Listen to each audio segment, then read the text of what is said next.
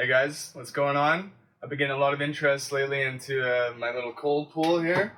All it is a deep freezer that I've churned into a cold plunge. Many people have done it. I just checked some guy off YouTube on how to do it. Basically, the main thing is this temperature controlled thermostat or receptacle. It has a thermostat and you can gauge the temperature. I leave this at 7 degrees. So I'm going to go ahead and kind of show you how I go through this every day. I do this pretty much every day unless I'm physically not here.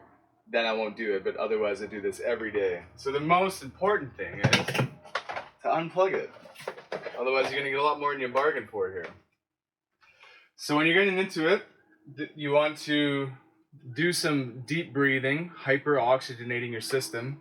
If you want to look at Wim Hof guided breathing, he has videos for advanced practitioners as well as beginners on how to exactly do this breathing process.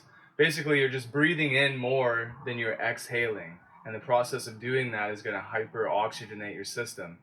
Now, the thing to keep in mind, if you're not used to doing this breathing, is it's going to increase a lot of energy, and it's going to make you feel a little bit dizzy. So that combination with water could be very dangerous. So if you're starting off doing this, make sure you have somebody in the proximity that could watch you and be there with you and make sure that everything goes okay.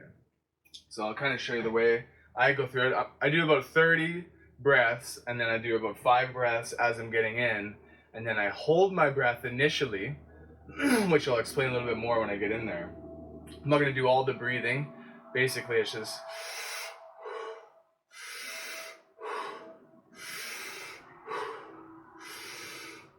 I go about 30 of those, and then get in here.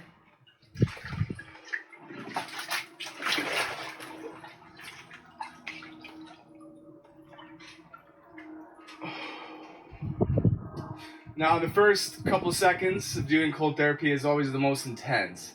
That's the hardest part. That's the initial shock that you have to outlast, and that's going to be the most likely time where you're going to want to get out of it.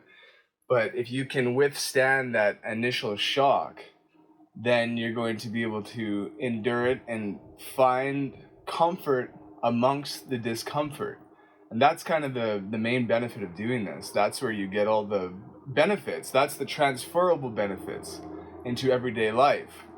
When you're in an uncomfortable, stressful, anxiety-filled situation, and you can tap into that center of calmness and find that center of your being amongst the discomfort, that's what's going to give you the power, and that's what you can take into all sorts of different areas. Now, I do this for a lot of reasons. There's a lot of good research on cold therapy. If you want to check out Andrew Huberman, Dr. Andrew Huberman, he has a lot of good insight and a lot of really good practical wisdom into cold and hot therapy. But it's good physiologically, psychologically. I used to do it at a lake all the time and have the connection with nature, and that has a lot of really powerful spiritual benefits as well.